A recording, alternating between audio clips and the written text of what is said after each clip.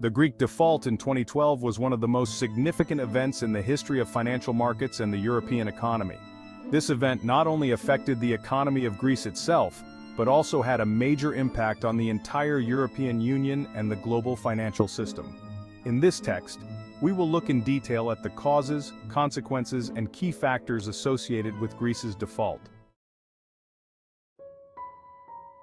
In the early 2000s, Greece was one of the countries that joined the Eurozone, which gave it access to low interest rates and more investment.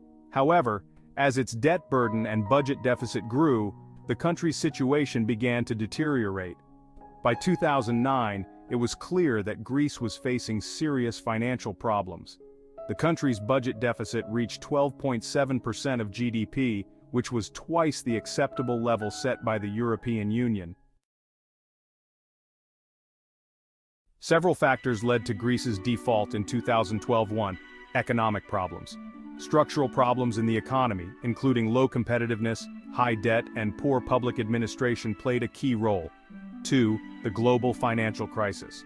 The 2008 global financial crisis put pressure on the Greek economy, resulting in lower revenues and increased spending on social programs. 3. Inflated debt estimates.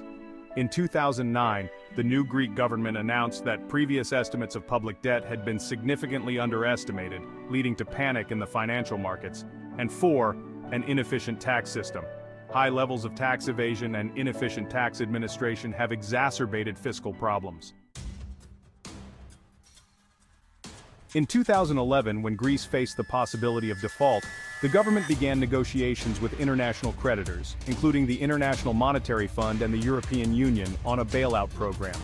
These negotiations resulted in a program that provided Greece with financial aid in exchange for implementing a series of tough economic reforms.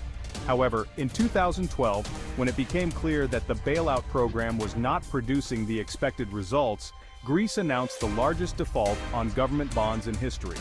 This meant that the country was unable to meet its debt repayment obligations of approximately 100 billion euros. The default led to a deep economic crisis in Greece. The country's GDP shrank by 25% since 2008, unemployment reached over 27%, and many citizens faced poverty and social instability. Greek banks faced massive deposit withdrawals, which led to their insolvency.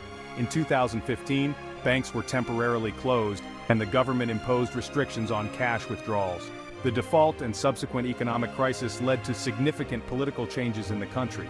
In 2015, the Syriza party, which opposed the austerity measures demanded by creditors, came to power. Greece's default caused instability in financial markets and concerns about the future of the euro.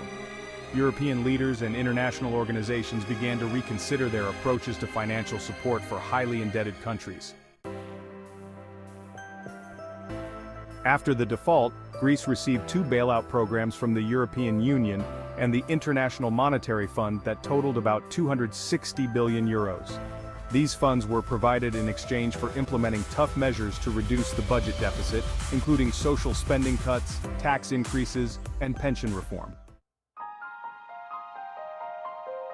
Greece's default in 2012 was an important lesson for the global financial system and demonstrated how quickly economic conditions can change.